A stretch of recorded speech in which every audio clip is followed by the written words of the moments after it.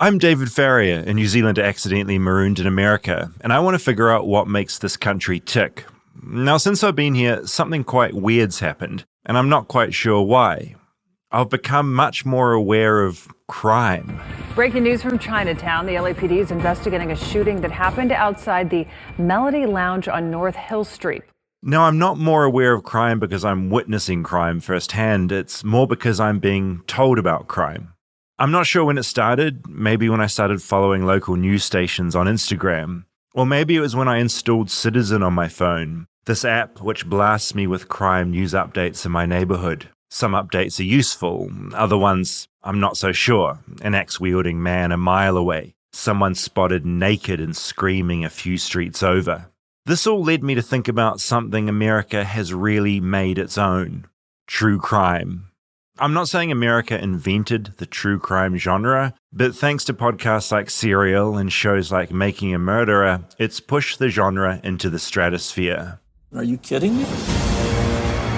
The disappearance of Teresa Halbach remains a mystery. Mr. Avery's blood is found inside of Teresa Halbach's vehicle. Serial's been downloaded about 350 million times, a podcasting world record. And since Making a Murderer came out nearly a decade ago, Netflix has invested heavily in the genre. In this episode, I'm going to share the 10 true crime shows that have captivated my own brain, and also talk to one of the real-life characters from a popular true crime podcast to see what they make of this sometimes ethically murky type of storytelling. So, get ready to decide if it's entertainment, documentary, or both, because this is the True Crime episode.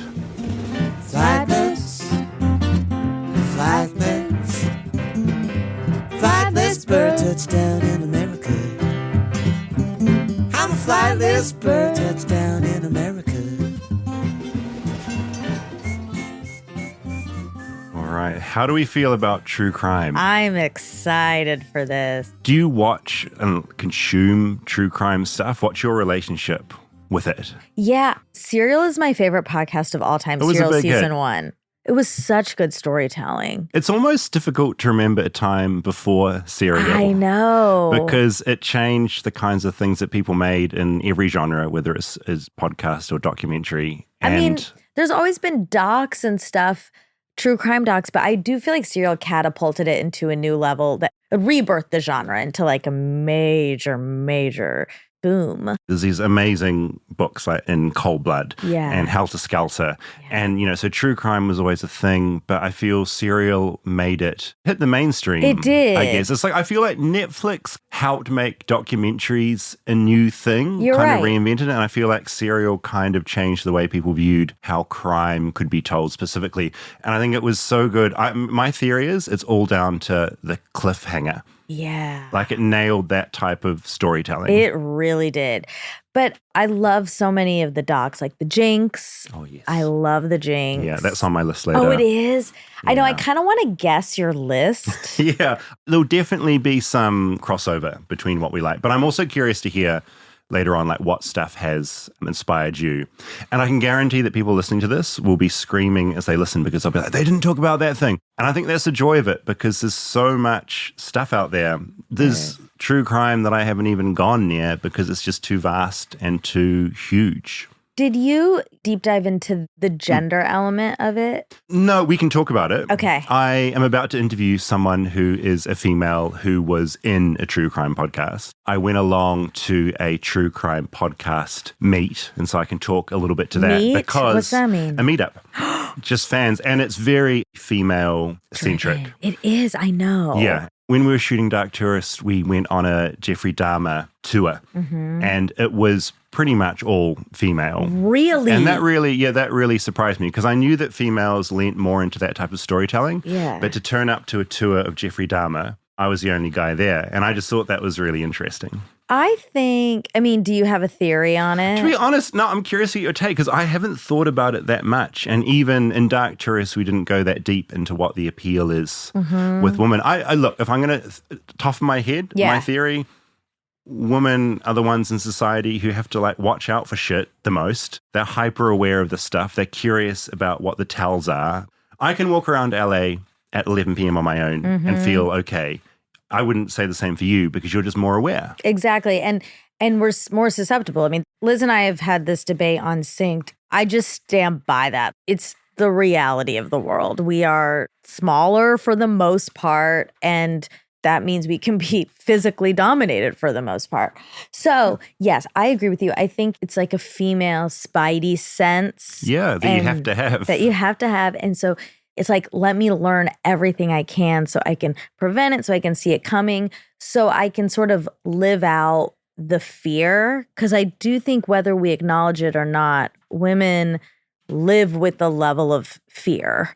And it could be subconscious, but watching it play out and knowing the end. You're right. It's like we talked a bit about this in the Halloween episode where we went to the haunted house, where a haunted house is a way of feeling this stuff and exploring those emotions in a without being way. In a safe way. Yeah.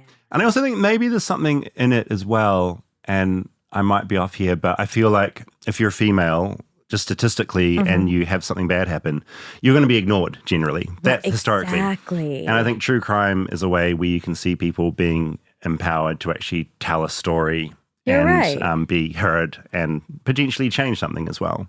And I think it's really interesting as well that the narrator for Serial was female as well. And we're so used to male voices. Sarah Koenig. Yeah. Yeah. Who's this person? One of the most famous podcasters of all time. God, she's good. Yeah, I think the New York Times, bought Serial. So it's all sitting over it's there, now. Yeah. What do you think, and we can get into this a bit more later, but do you have any thoughts on the commodification of crime? Because that's the other side. It's like... dirty side. We're sitting on our couch. I'm a guy, I'm eating popcorn. It's love popcorn. I love popcorn. It's like, what am I watching tonight? Am I watching Jurassic Park, or am I going to watch some grisly murder?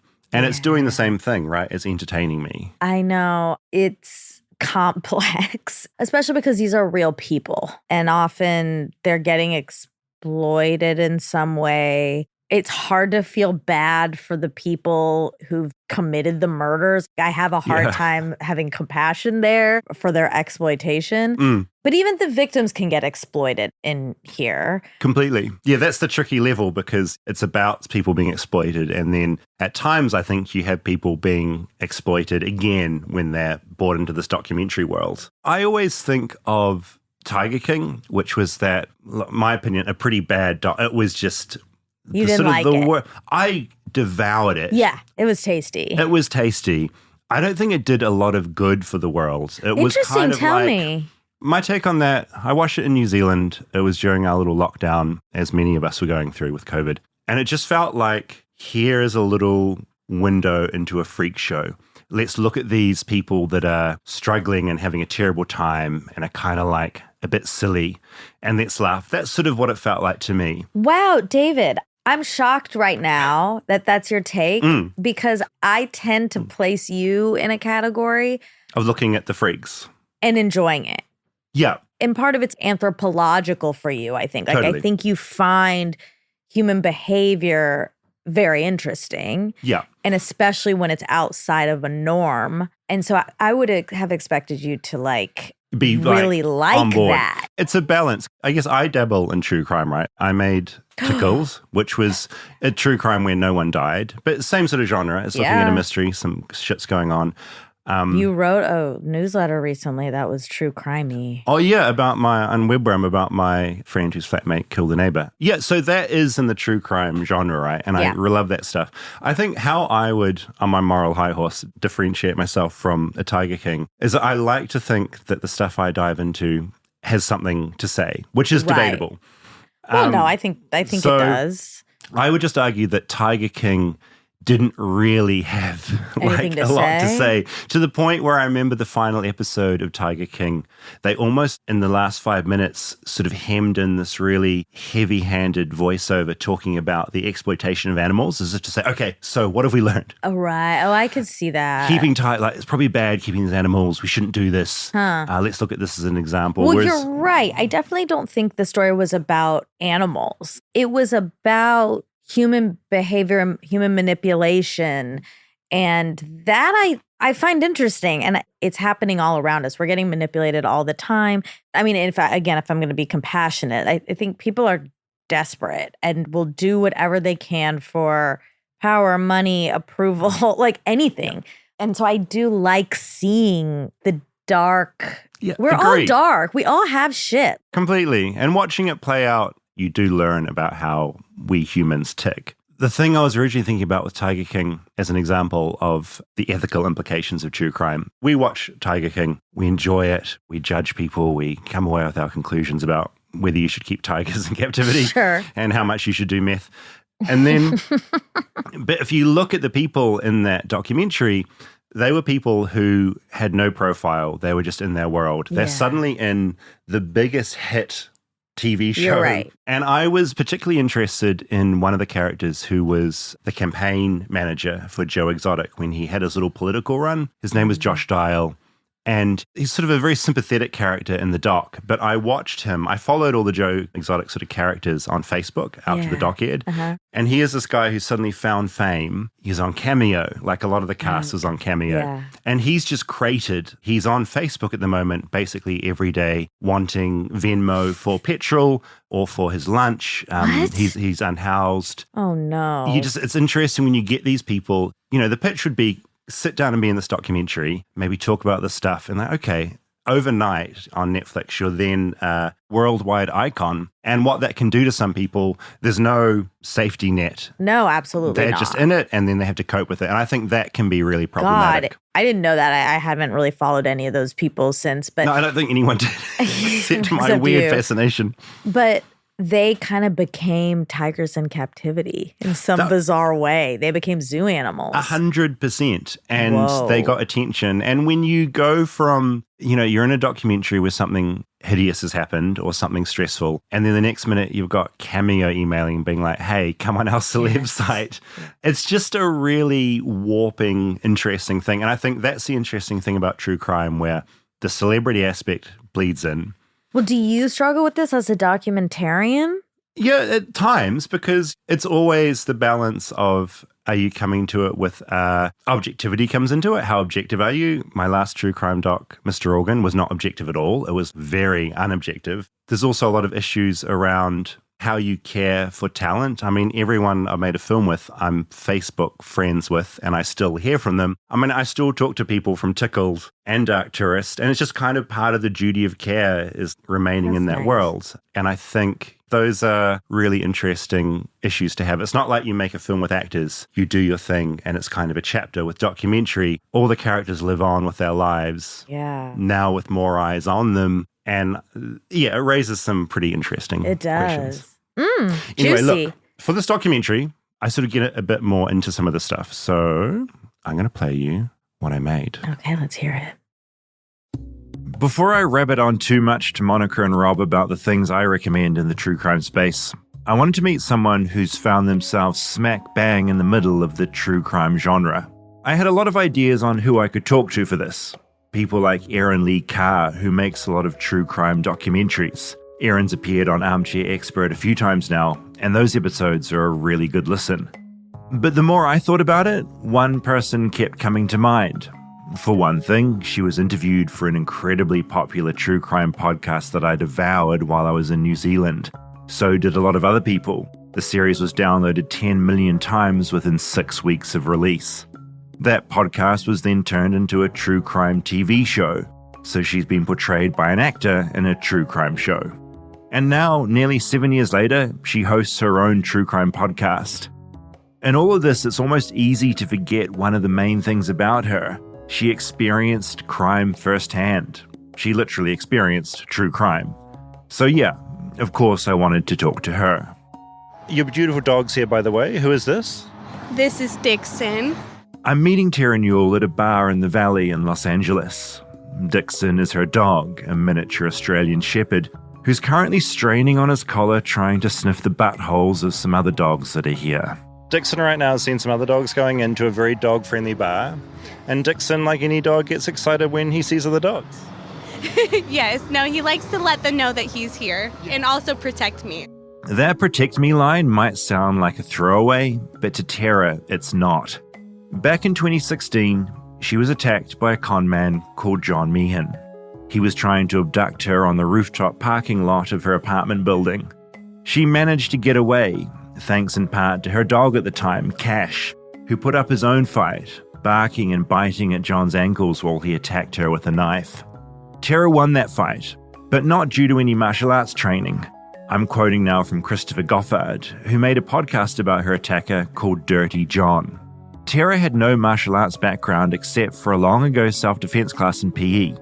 She did, however, study television violence with an uncommon intensity. In The Walking Dead, she absorbed the first axiom of combat with zombies. They'll keep trying to kill you until you destroy the head by blade or screwdriver, machete or gun. She regarded the show as a source of survival tricks. When a favourite character extricated himself from a bad spot by biting into an attacker's jugular, she thought, "My teeth are a weapon." More than technique, she said, she took a certain mindset from the show. Kill or be killed. Terra walked away that day thanks to The Walking Dead, her own tenacity, and her dog Cash. Cash has since passed away, and Dixon is her new loyal companion. Dixon, named of course after Norman Reedus' character Daryl Dixon in The Walking Dead. This whole story is told in episode 5 of the Dirty John podcast, which came out in 2017. The story of a con man who latched onto Terra's mother and the chaos that ensued. When released, the show spent 3 weeks at the top of the podcast charts. What was the most unexpected aspect of having your story told?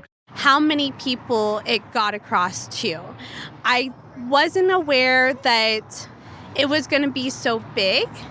I honestly was told that The Walking Dead may hit me up, and that's really what I was hoping for.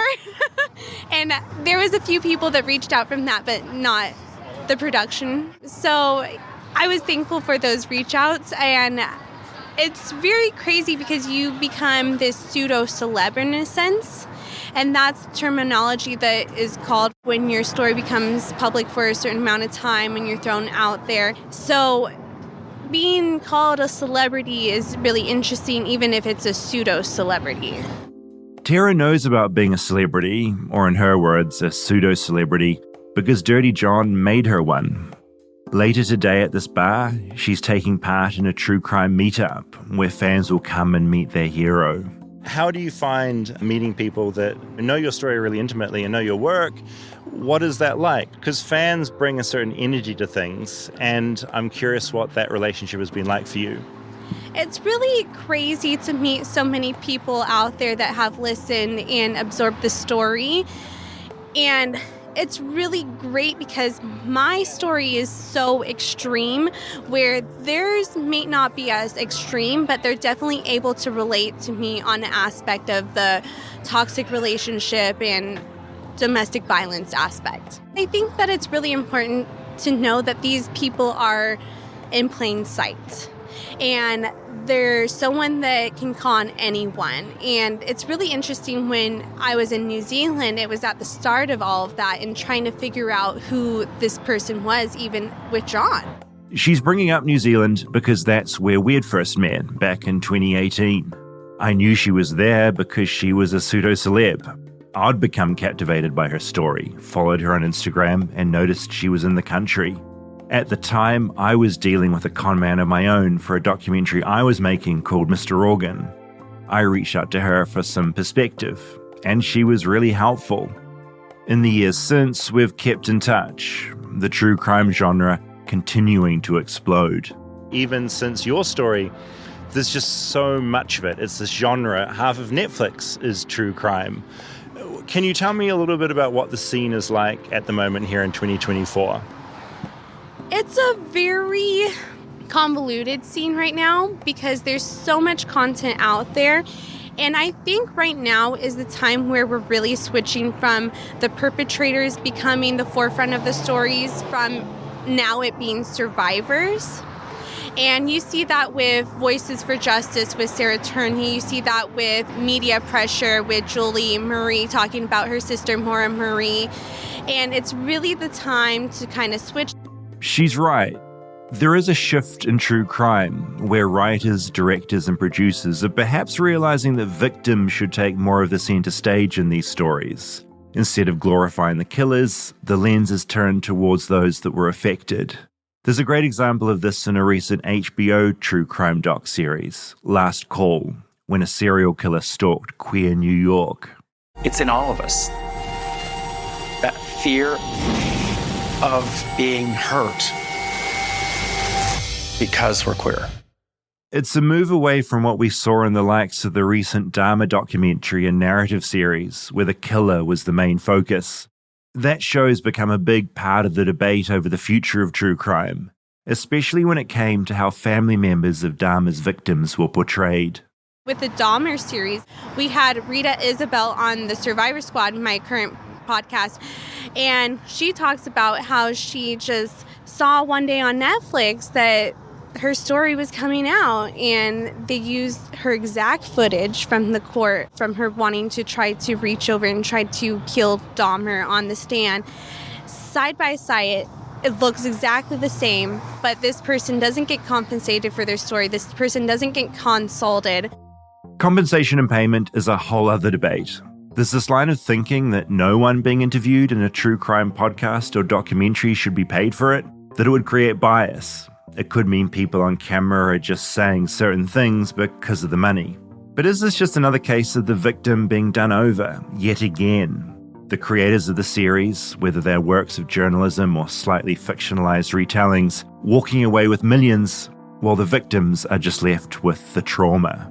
Ryan Murphy, I believe he was a $30 million deal or something for 5 years, and not to mention residuals from those projects as well. So it's really hard when that person is saying, and I've gone to places like this too, but self-harm and wanting to not be here because your story's so out there, you have this trauma you don't know how to deal with, but yet this person is living large, going on vacation, putting their kids in college. It's a bit hard to see that happen.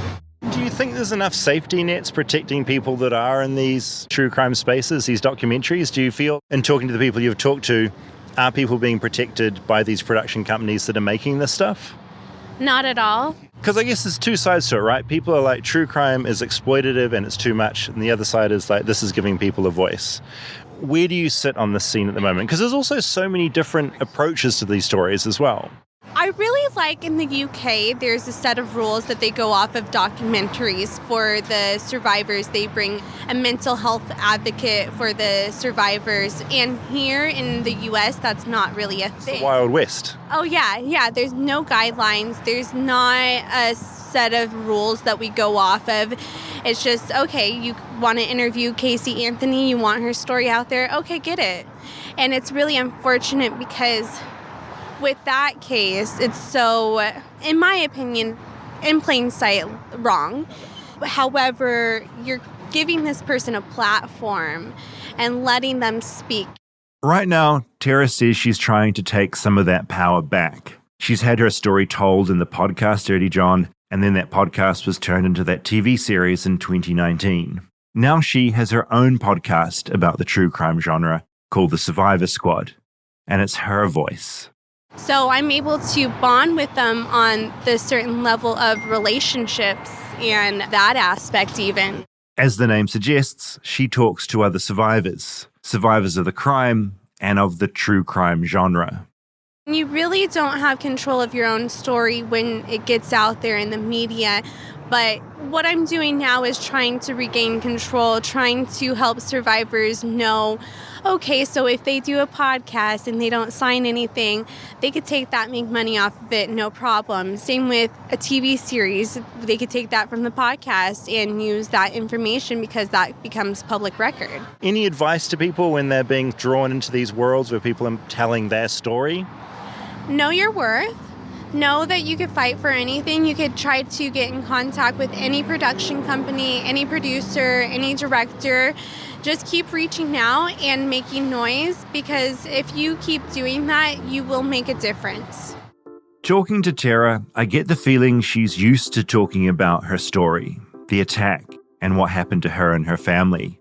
And that maybe in some way, all this talking has been a sort of therapy. But then I remember the story in Dirty John, how crazy it was, how dark, all that she went through, and how she still has people like me coming to talk to her about it. What do you do to stay sane and light out of the heaviness of some of this stuff? What's your happy place to go to? I watch yoga, and then I watch Sweet Home Alabama on repeat. As we've been talking, a small crowd started to gather inside the bar.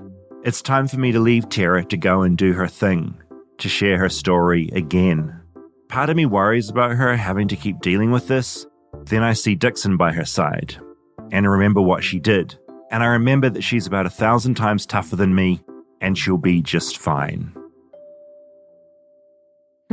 She is tough as nails. I kind of wish I could talk more about what she actually did, but if people haven't listened to Dirty John or watched it, I kind of don't want to spoil it, which again is a weird thing true crime does, because I'm talking about something that's been in the news, and yet I'm sitting here thinking I don't want to give spoilers. A spoiler like it's a movie. Yeah, like it's a movie, but I don't, because the storytelling is so good. Do you know what I mean? Yeah, I do know what you mean, and that's inherent in this problem. Yeah, it's this really crazy bubble that exists with so many interesting issues around it. I haven't decided where I sit on so many of these things. It's really complicated. So she was involved in the podcast. Yeah, she was interviewed. She was for interviewed. The podcast. Yeah, it was a series of articles, then it was a podcast. Okay. She was a part of that. She had no idea that Where it it would would suddenly go. be sitting. I mean, she's happy with the podcast. I think elements of her, I get the feeling she wishes she was more involved maybe. But then that's the nature of telling a story to a journalist, right? If you're telling someone's story and everyone you talk to is like heavily involved in the production, you'd never get anything made. Yeah, you can't. So, okay, but then once the podcast was made, she agreed to be a part of. Yeah, no, she's into it. I think she's just in hindsight, she's looking at it going, what am I left with now? You know, for sure. I've got this story out there. What do I do? Did she have anything to do with the show at all? That's a really good question. I don't know. I think basically the rights for that podcast would have been sold. Yeah, having nothing to do with her. Yeah. Like they wouldn't have had to ask her. Like that's also a bizarre thing that all of a sudden your life can be commodified and you have nothing to do with it. It seems wrong and should be illegal on face value. Yeah, there's something about it feels a bit off, right? Yeah. And I think of the Dharma narrative. There was that scene that we talked about where you've got this black woman who was in court, one of her loved ones was murdered. Yeah. And, you know, courtroom footage has her lurching over towards Dharma because she's so emotional. Right. Imagine being her. She's sitting on her couch. She's flicking through Netflix. It's like, oh, they made a drama about that awful killer that killed my loved one. You're watching, not only is it about your loved one being killed, but then there is an actor playing you recreating you lunging at Dharma. And are they changing the names? This doesn't even feel... it's all on, because it's all news. It's all in the public, and that's pretty much up for grabs. And I think that's where you can see why they get pretty hurt and annoyed by that. It's just odd because there are rules around certain things. Can you do a movie off of someone's memoir and not include them? These are actually really good questions around the legalities of that. Right. I mean, you have to buy the rights to certain things. Exactly. But then I think if you have made a podcast and you have got people's permission to take part in that podcast, you own all the IP for that story, and then that can be put on elsewhere. And when you're being interviewed for some little podcast, you're not thinking, oh, I wonder if this will explode and then be sold to Netflix, right? Like, what if a show gets made about Flightless Bird and there's an actor playing the adult Disney woman?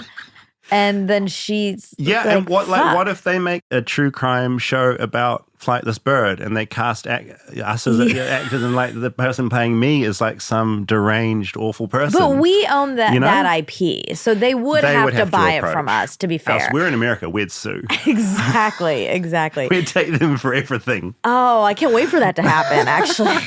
If you're thinking about it, please. Oh my God. I think it's all interesting things to think about when you're watching and enjoying these true crime shows, is thinking about the people in them. Have they been consulted? Would they like their portrayal? Is there a difference when something's dramatized versus just straight documentary? I get wound up watching a lot of true crime docs where like the music is ratcheted up to 10 because you're like, don't tell me how to feel about this thing. I know, but like, that's just also let me sit in it. storytelling. But it's storytelling. And docs are stories. They are. That's the They're point. Films. Yeah, totally. It's something I saw Michael Moore give a talk, the Bowling for Columbine doc maker, and he said something about documentary. And he just made this really clear point, this always stuck with me, that documentaries, they're films. They're not this other genre. News. No, they're films. Yeah. And they have all the same techniques to make them pop that a narrative has with music and pacing and editing and sound and color and all that stuff. What's the best true crime doc? What's your favorite? Well, look, I've made a little top 10 of my docs, but they're not in order, but I sort of wanted to go through them and just quickly give them a shout out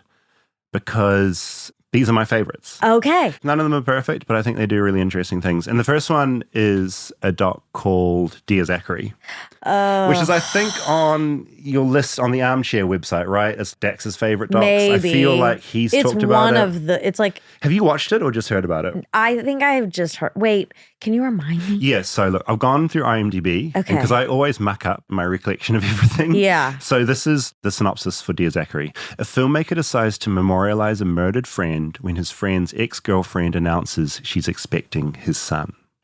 And so basically this documentary maker, he's not even a doc maker. He just picks up a camera and starts filming. His best friend is murdered. The documentarian's best friend is murdered. Okay. So he starts thinking, I'm very curious about this because his ex was involved. Okay. And as he's making the documentary, really bad stuff happens. And it's so deeply personal. It's the least objective documentary you'll ever see because it's all someone very emotively trying to discover why his best friend was killed. And what unfolds, a child's born during the making of the doc. I just got chills. Yeah, some stuff happens. This is just a little bit of the trailer of Dear Zachary. It was from 2008. And also, for anyone wanting to know where to watch these, because people are watching and listening in all different countries, just Google it. Like, no, the frustrating thing is, like, if you say, Was like, that necessary for you to honestly, say? if you like, aggressive. no, but if anything's out, it's out on Netflix. Netflix America might have a thing. Netflix Iceland won't have it. I see filmmakers releasing things all the time, especially docs, and everyone's like, where is it? It depends where you are in the world because it's carved up. But if you Google the documentary name, Google tells you. Okay. It's really good. All right, let's hear the trailer. I didn't to get killed. I'm an only child, and I'll get around to why this is of any importance whatsoever. When I had to say, was my son murdered? And take that into your soul. And then to know how cold-bloodedly he was murdered. Oh my God. No, but Dear Zachary is... Have you seen it, Rob? No, I have not. I watched it in a cinema at a film festival in New Zealand. Pretty much the whole cinema was just crying the whole time. It's rough. So with all these things, take care when you watch them. This is awful, David. Okay, Blackfish. Blackfish and The Cove are the two ones I want to talk about next. Okay. And I think you mentioned this weeks ago on Armchair about the Blackfish doc in regards to zoos. In SeaWorld, yeah. Blackfish was made in 2013. It was about the treatment of animals at SeaWorld. And I would bookend it with The Cove from 2009, which is about the fishing of dolphins in Japan. And that was super intense. Even though I claimed I didn't think dolphins were actually cute, that it's just in our zeitgeist. So in New Zealand, I loved your argument. I love that you're taking on dogs. You're like, fuck dogs. And now you're taking on dolphins. It's the best. Well, I like dolphins, but they are predatory. We've talked about it. They're horny. Yeah, they'll they're horny. attack. They'll rape. Stay tuned for more Flightless Bird. We'll be right back after a word from our sponsors.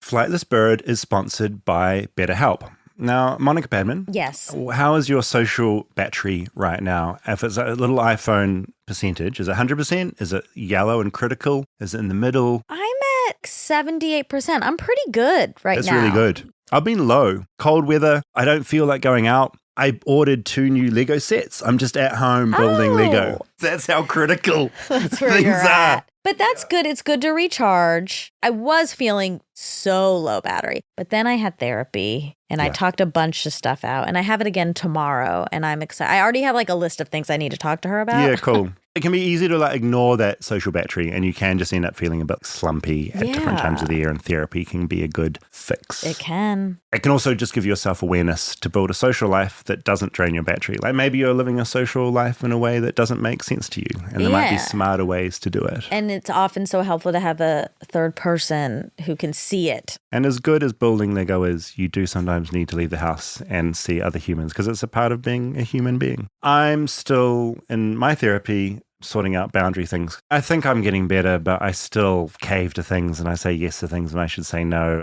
So yeah, find your social sweet spot with BetterHelp. Visit betterhelp.com/bird today to get 10% off your first month. That's BetterHelp, HELP.com/bird.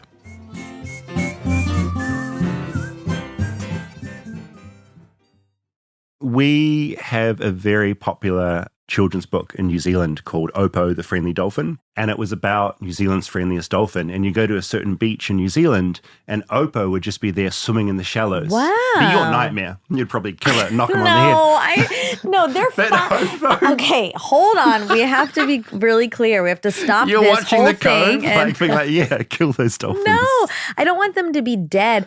I like them. I just like to be objective about, we all think they're so cute. Yeah, culturally, we are being told that they're cute. And I don't think things that aren't cute should be killed. You can be ugly and you should live.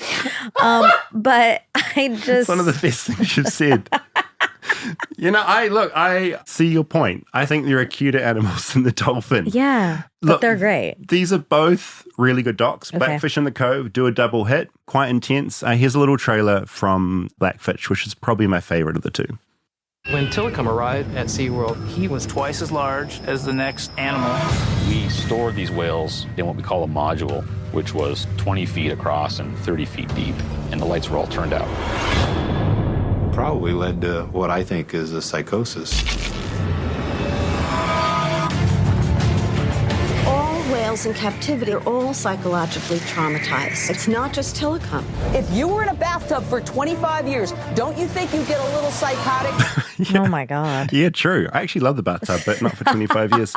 I think Blackfish is a great example of how documentaries can create real-life change. SeaWorld profits dropped 84% after the film was released. And that's a pretty amazing result. It's shut down, right? SeaWorld's still going. Oh, it is? Yeah, SeaWorld's still doing its thing, and they still have captive orcas. People still go to SeaWorld, but they have really suffered from this because, yeah, it's stupid to keep these big fish in captivity. Well, mammals, not fish. I'm impressed by America that people took that to heart. And not just one side of the political spectrum took that to heart. It sounds like a lot of people did. I think just the whole bathtub analogy and just going like, really we probably shouldn't be keeping these things. I don't want to be in a bath for that long. Okay, like, but you just don't think about it. Before watching Blackfish, I didn't think about how these animals, you look at a big tank, you're like, oh, that's a lot of water. It can like swim around. Right. Horrific. I know. Yeah, no, I know. I didn't clock it until I saw it. I'm glad that analogy hit home for people. I think whatever works. But it's not a very good analogy because we aren't meant to be in water at all times. So it doesn't really make sense. That's true. It's like true. Whales do exist in water. Yeah, that is an advantage they have. It's more like she should say, would we like to be living in a closet for 25 years? Yeah, no, this is true. I'm happy with the way I revised that. Yeah. It created a big change. So Blackfish, big fan. Have you seen it? No. You should watch it. Do Blackfish. I have a lot to watch. Okay, The Jinx. This is one of your faves. 2015. You loved it too? I loved it. I think The Jinx is one of the best true crime docs ever made. Andrew Jarecki made it. Again, from the synopsis, Jarecki examines the complicated life of reclusive real estate icon Robert Durst, the key suspect in a series of unsolved crimes. God, it's good. What this doc did really well is it used recreations incredibly well. It was one of the first series that used these incredibly slick. I mean, people have been doing recreations since, Errol Morris started, but these were slick. I agree, because I hate reenactments. Same. Remember like the old true crime shows when we were kids? Unsolved Mysteries. Unsolved Mysteries. Awful. Everything's in shadow and really cheesy. I think The Jinx made people realize that this is a really legitimate form of storytelling. Yeah. Plus, you had your central character, Durst, burping when you're like nervous. Anytime a doc has real-time change, as it's developing over time, the documentarians are having to adjust because new things are happening and the person at the center is That's a really good point because that's another thing this does so well. It's got these really slick recreations, but then what it does in the final episode is it pivots and it shifts as it shifts into real time. Suddenly you're in the interview with the crew, you're seeing how it's all being set up. And again, I don't want to spoil things, but there's an incredible moment. It's fucked documentary making in a way because it has the perfect ending. Perfect. And no one, and I think people, when they watch a documentary, they want a Hollywood ending. I know. They don't get it. Yeah. The Jinx gave it to them. Yes. Because and now we expect it and we want it. It's like, they did it. Why can't you? The ending of the Jinx, the central character is wearing a mic, goes into the bathroom at the end, starts mumbling under his breath, and it's all captured, and it's kind God, of it's remarkable. so good. It's so good. Again, some ethical issues. The way the audio at the end was edited, it was edited in a way that slightly changed the impact of it, really? which is a really interesting thing to read up on after you've watched it. I also read an interesting bit of trivia. Robert Durst used doe-eyed contact lenses during the filming of the doc to make him appear like a baby deer. Whoa. Some context just made his eyes a bit more doughy, a bit more like, you care about him a little like you bit. care about him. And you do, actually. Like, he's a weird character in that even early on, you're kind of like, yeah, I think he's murdered. It seems like he's murdered. It seems very clear. But his eyes are... I'm actually going to order some doe-eyed contacts. Oh, no, no. So I'm a bit more innocent as I sit across from you. That's so creepy that you'd have to change your eyes to appear looking at me likable. To disagree, and I'm just like, oh doe God, eyes. so manipulative. Okay, this is a little bit of the Jinx. She talked on the telephone with her husband, then she vanished, and no one has seen Kathleen Durst since. Durst was wanted for murder in Texas. He's a suspect for murders in Los Angeles and Westchester County, New York. He belongs to one of the richest families in New York City. Might be a little eccentric. I think Bob is very smart. I mean, he's managed to get away with 3 murders. Sorry, I don't mean to laugh. I know. It's a crazy life. It is a sign of intelligence. Yeah. No, I mean, it's a remarkable series. If you haven't seen The Jinx, Google it, watch it. It's great. I wanted to highlight a number 4, The Staircase. Brilliant miniseries. Originally, it's a French co-production. It came out in 2004, but then Netflix made it big when it came to Netflix in 2018. This is a little bit of the trailer for The Staircase. Just talking and finishing our drinks. And then she said, I got to go in because I've got the conference call in the morning.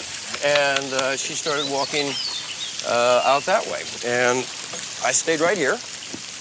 Don't think I think anything special to her. Certainly not thinking this is the last time I'm going to see her. I said goodnight. I'll be up a little bit later. And stayed here. And she walked.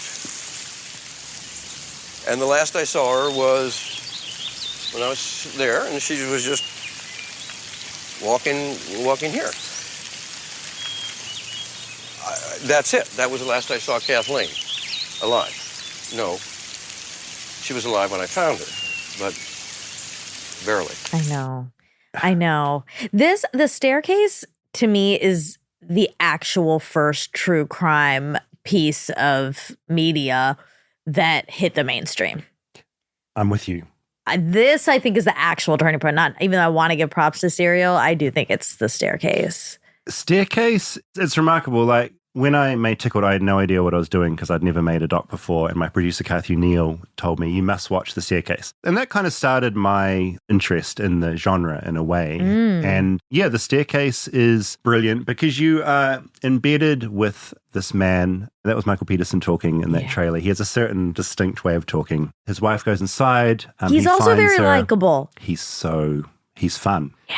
He's like a mystery sort of horror writer. Yeah. He's North got daughters. Carolina. He goes inside. His wife is at the bottom of the stairs, and the entire basically series is trying to discover how did she come to be at the bottom of these stairs. She fell down the stairs. There is so much blood. It doesn't seem natural for someone that has fallen down one flight of stairs. Amazing reveals in the documentary, like his previous wife was also found. Yep. The bottom of some stairs. And again, okay. So I don't mean to laugh. Like, this is the fucked up thing that true crime does. These are real lives, and yet it's so part of the culture. I've watched the series, I've watched the specials, I've watched the drama. And so it feels so part of pop culture. That's why it's easy to laugh at these things because it's so...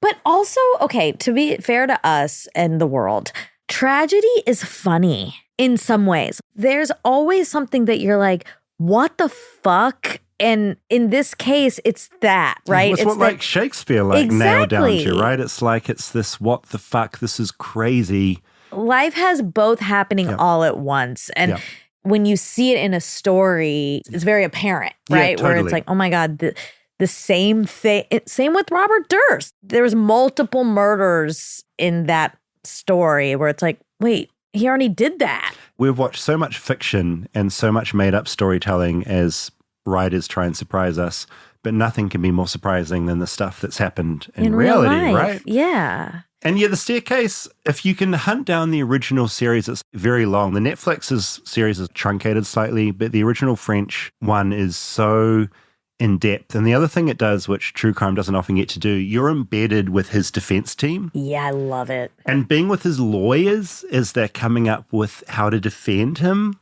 it's fucking extraordinary. Yes. Oh, speaking of, that reminds me of, I wonder if it's on your list, and I had not thought about this in a long time, Making a Murderer. Yeah, Making a Murderer. That's not on my list. It's on my honorable mentions It of like is. cultural impact, because that was huge. Huge. Stephen Avery, I believe. Yes. Yeah. And that was an incredibly well put together story that left a lot of things unturned. And I think just, And about our justice system too. I think that's what hit home the most for me about that whole story is, oh my God, the justice system is so fucked. Which is, I think, why we're drawn to this stuff as well, because I've never been put on trial for something, but it's like you're always fascinated by, I've got something to tell you. You do think, how would I fare if I was drawn into the system? Would it treat me fairly? Obviously, a lot of people are not treated fairly by the American justice system. It's terrifying. And so we have a vested interest in it because in the back of our minds, I'm thinking, could this be me? Could this be a loved one at some point? Ugh. If Monica murders someone, how will that go down? Oh my God. Would you throw me under the bus? I was talking with Rosabelle about this the other day. Okay. And I think you and Liz talked about this on Synced as well. We did. Look, it depends your intent with the murder. Yeah. I tend to help friends, but then if you had... If I was a main menace to society. Yeah, would you do it again? Right. You know, it's would you do it again? What was your intent to kill this person? I would take the other person into account in different ways. Okay. But no, I'm You'd not see saying both that I sides. would... Yeah, it would be awkward though. I know. I have a recurring dream where I wake up and I've done a hideous crime, like a murder. Really? And I wake up in absolute panic of guilt. I feel the guilt and think, oh no, another day of living with this thing I've done that no one knows about. What does that mean? David. Should I talk to my therapist? That's about dark. Yeah. I think it means you are living with some sort of guilt about something. Obviously not, I don't think, Something. that you've murdered. Yeah. To be clear, I haven't murdered. So or if I did, I don't remember. Right. Either you blocked out a murder or you haven't murdered. But you have guilt. I think, I mean, since I'm your therapist now. No, do it. This is religious based. Yeah. That's You actually have- what my actual therapist actually says. No, really. Yeah. No, religion gives you a lot of guilt. When you're indoctrinated in the way you were, guilt is going to be in your life for a long time. And you have to work on shedding that because you didn't do anything. I genuinely hadn't really made the connection with that guilt dream. But I was just like, there's that horrible dream again about how I'd done something awful and I'm like living with it. Well, they But make that's- you feel that if you leave the church or if you abandon Jesus, it's akin to murder. The worst thing. Yeah, totally. It's the worst thing you can do. And you've done that. Oh, God. Okay. But it's good. Yeah, It's it is good. good. It's good. It's good murder. One bit of trivia about The Staircase that I really like. I'm going to read this out. Film editor Sophie Brunette had a 15-year relationship with the subject of The Staircase, Michael Peterson. No. Lasting from 2002 until 2017. Wow. The director claims her involvement never influenced her editing. Yeah, right. Oh my God. I love that fact. So when you're watching The Staircase, remember it's being edited by the person that is fucking Who's in love with him. the guy that is potentially the killer.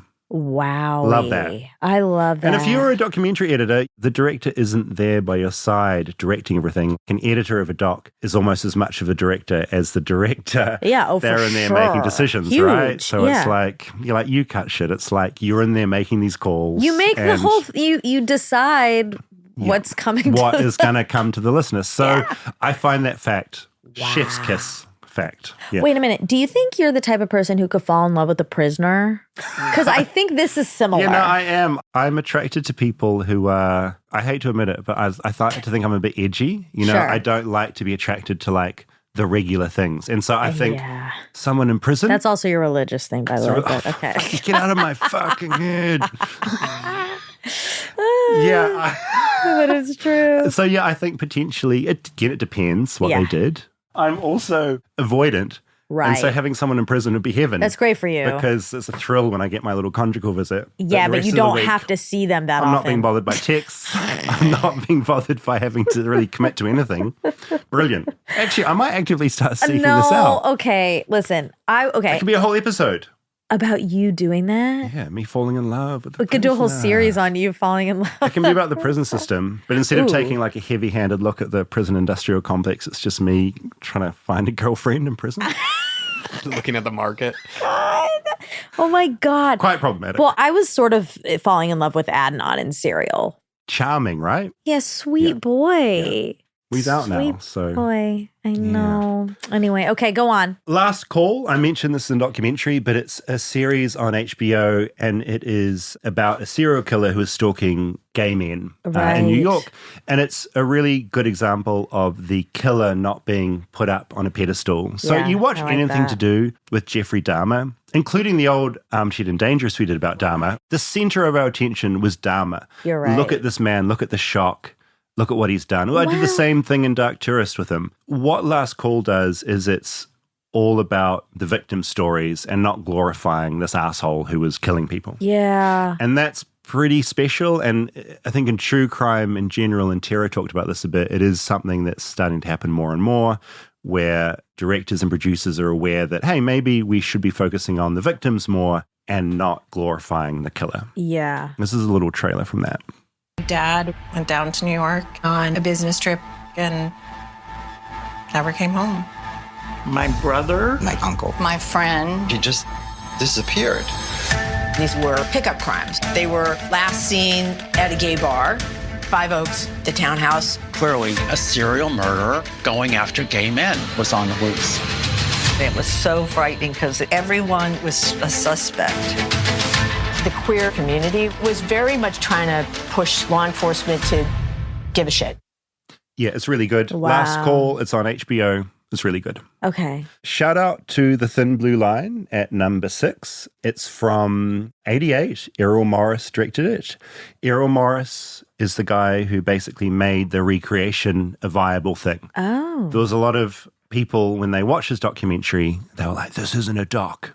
You can't do recreation. It just wasn't done in the scene. He did it, and it worked really well. The synopsis, a film that successfully argued that a man was wrongly convicted for a murder by a corrupt justice system in Dallas County, Texas. Ooh. So you'd like it because it's about the system as much as the story. It's really beautiful, and this is a bit of the trailer for that.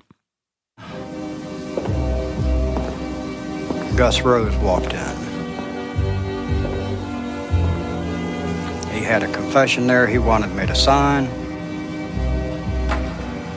He said that I would sign it. He didn't give a damn what I said. I would sign this piece of paper he's got. I told him I couldn't. It's really Is an it a incredible false doc. confession thing? I don't want to say. Oh, false confession genre, nothing makes me more angry. I tend to agree. Yeah, it's so frustrating. It's like too much for my brain to handle that people are getting tricked into ending their lives. Yeah, completely. The pressure that can go on in some of those rooms when you have got a cop in front of you. And they pick really vulnerable people. Like they're really smart about who they pick to get a false confession. Yeah. And you're just pressuring young people who are being told you'll be set free if you just say this thing or, just do this thing. And I would do it. you'd cave I in a room. think, Yeah, like- I think I'd be capable of caving as well. Like the pressure if you're being locked away and confronted by like a bunch of cops. Yeah. And for a long ass time, we don't really recognize that your brain does go into like a different mode. And I think you're just in survival mode. It's Get me survival out mode. of here. Yeah, completely. Yeah, I know. We all like to think that we will do the right thing, but there's a reason that people don't do the right thing. And it's not because necessarily they're bad people. No. Paradise Lost is at 96. That's you know this one great. from Joe Yes, Berlinger? love it. Yeah. So these were 3 goth kids, loved metal, in America that got blamed for I think it was a murder of 3 children at the time. And basically it was just satanic panic, took over the town. And, you know, these kids were sent to prison for this for a very long time. They were eventually vindicated. Damien Eccles, who was spent decades in prison, he's out now, which Have you is great. talked to him? I met him very briefly. He was in New Zealand. I bumped into him in a store, which was so weird. What? And you recognized him? Yeah, he's very distinctive. And I've followed his story for so long. Peter Jackson actually made his own version of this documentary later on. And he came to New Zealand to do a Q&A. And I remember being in this packed theater. Peter Jackson, you know, made Lord of the Rings. Damien Eccles, this man who had been on death row and had recently gotten out. And it came to question and answer time at the end. And you know how when audiences ask questions, they're sometimes kind of painful? Yeah, yeah. This was one of the worst. It was What? like you had Peter Jackson up there and Damien, and people just wanted to do the monologue. So they weren't really questions. They just wanted to share a story. Oh, no. It was really painful.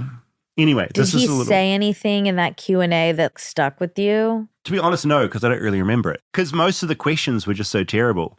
But just seeing him up there was powerful. You know, here's this guy that was wrongfully convicted just because he listened to a lot of heavy metal and the town didn't like him. He was on death row, and what death row does to a person's mind fascinates me. I know. I want to know more about that. It's actually... should probably be a Flightless Bird, a death row episode. It is a really interesting thing that America does. Not every state, obviously. Totally. But yeah, for me, there's almost no Death greater penalty, fear or punish. It's just, to me, horrific.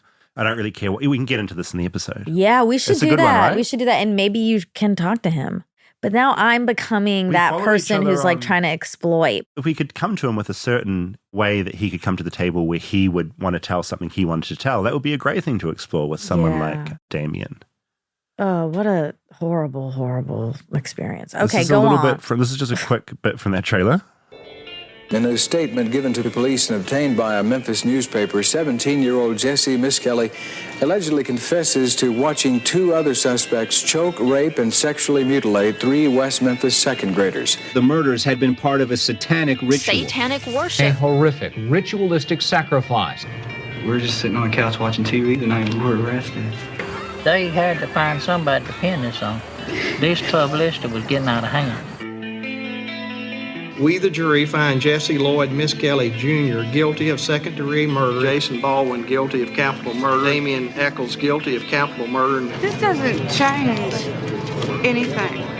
Our son was still Christopher's murdered. dead, Our son and he was was still tortured to death by 3 murdering bastards on a ditch bank. He was 8 years old. Anyway, it turns out they didn't do the murder, and they just went to death row for a long time. Also features music by Metallica. Yeah. Love Metallica, so big behind that. Yeah, that's a great, again, one of the big original docs that sort of transcended time, I think. Totally. If you haven't seen Paradise Lost, big ups. Okay, number 8, Capturing the Freedmans. This is dark. It's an early film from Andrew Drakey, who did The Jinx. Synopsis, it's a documentary about the Freedmans, a seemingly typical upper-middle-class Jewish family whose world is instantly transformed when the father and his younger son are arrested and charged with shocking and horrible crimes. Okay. The scenario posted by the media and the police was so incredibly way out. The very nature of these charges is so absurd. It was just generally a free-for-all.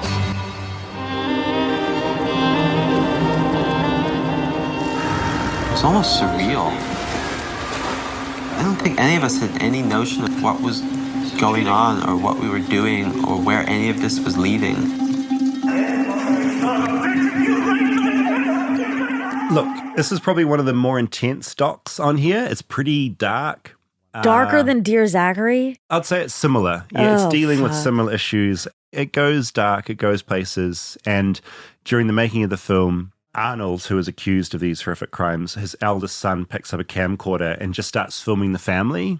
And it's just really interesting seeing this family start to fall apart as they come to grips with what they did or didn't do. Wow. And there's a question of whether one of the father's sons was involved in the crimes as well. And so it's like watching sort of a hellish take on like the family unit. Wow. And it was controversial at the time because Andrew Drecke, the director, obviously I'm a fan, he made The Jinx and a lot of things. I like Capturing the Freedmans a lot as well, but at the time, he was very careful to say, I don't have any stakes in this. I don't really have an opinion. What happened? I don't know. Oh. And yet, after the fact, he went and funded the appeal for one of those who went to prison. So he was very deeply involved in what he thought happened, but didn't get that across in the documentary, which is just an interesting take to kind of hide that view. God, but how can you not get invested? It's impossible. Yeah, and it is that thing of, there's this discussion,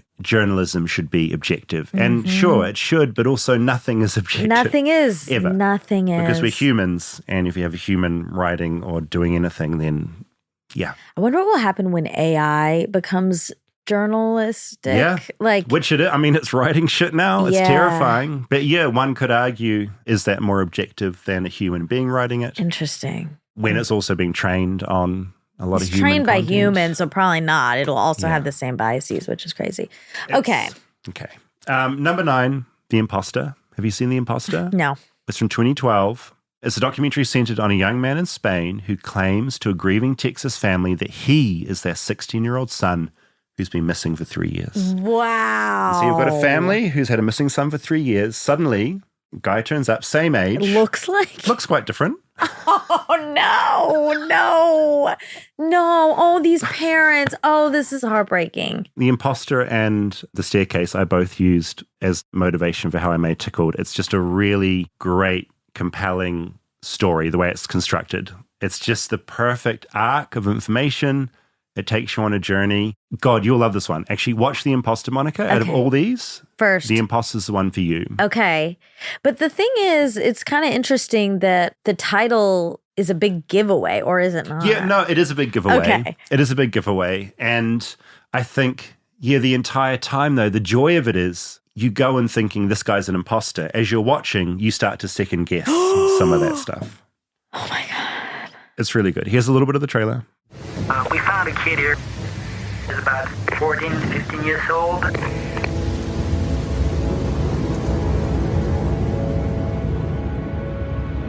The thought of what somebody could have done to him, it gives you nightmares. He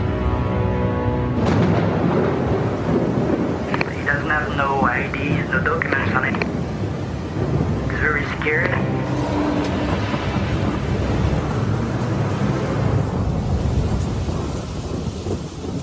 From as long as I remember, I wanted to be someone else.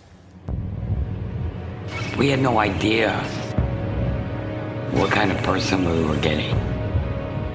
He had changed so much. There was just something wrong about it. I've seen this one. Wow. You've seen it, Rob? Yeah, I've seen this one. It's pretty remarkable, right? Yeah.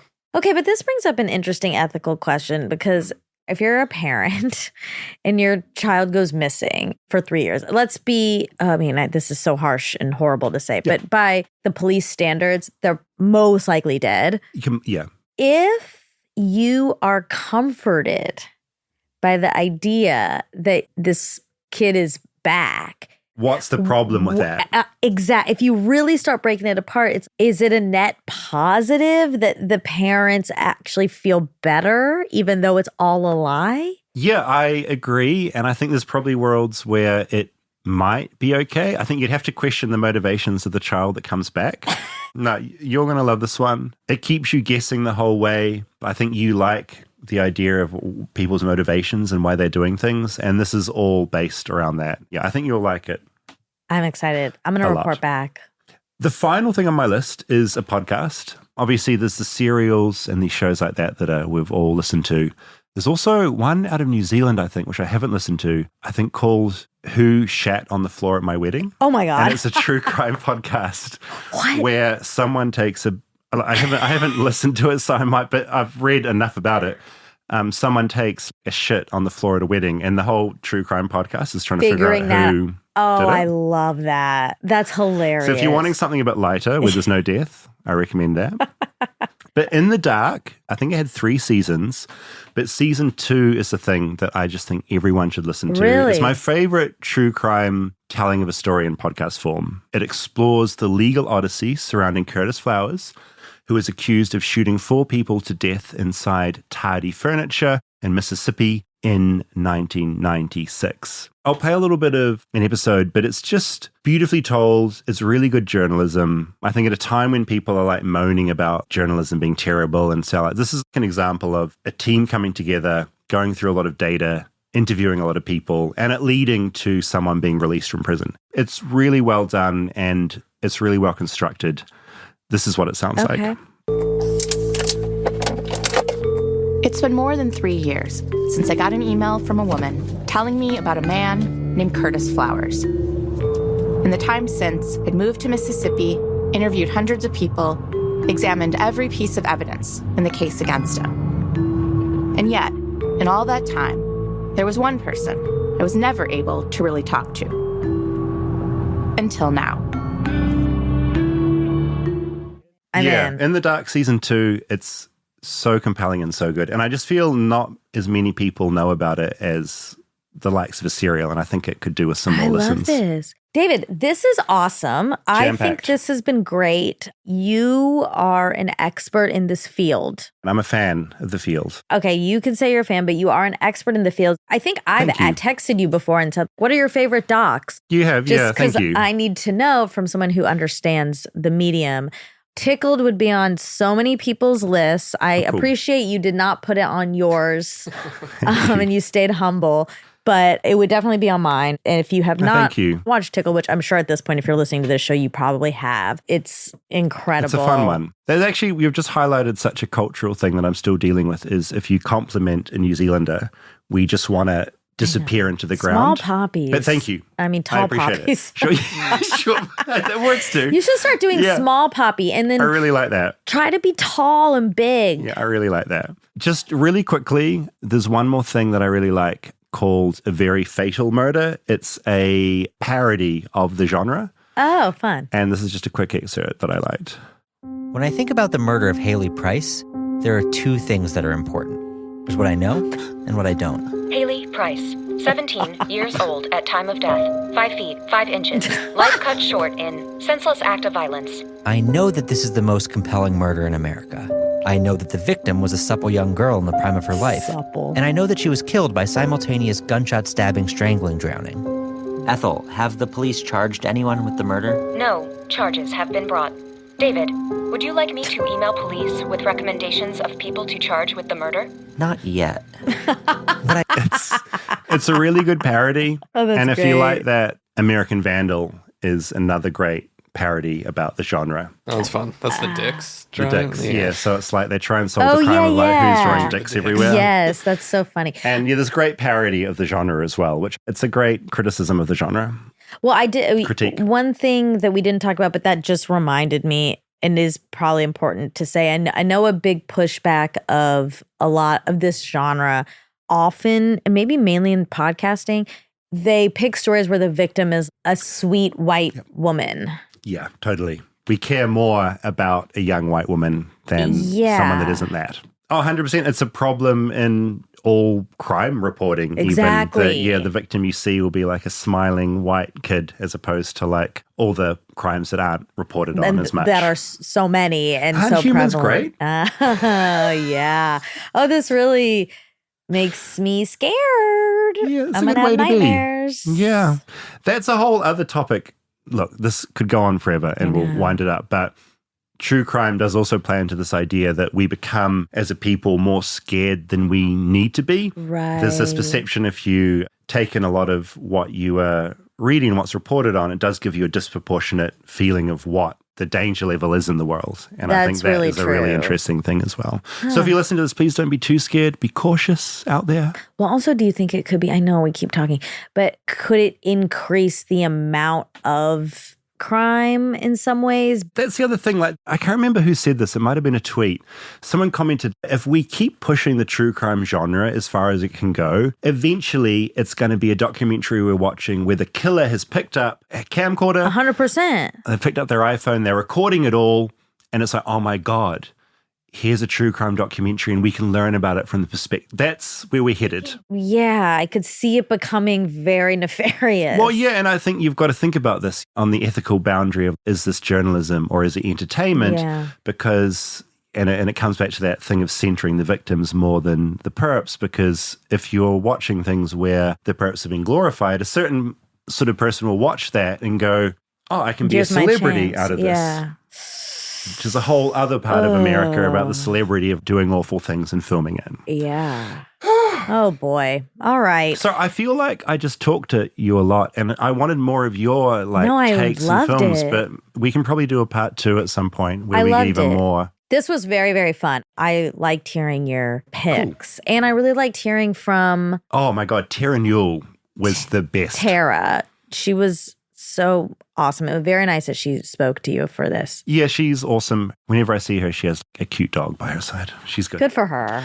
I like her dogs. We'll end on that. I think we are all more American after this because we've been talking about true crime, one of the most American things there is. Love it. Okay, bye, guys. Bye.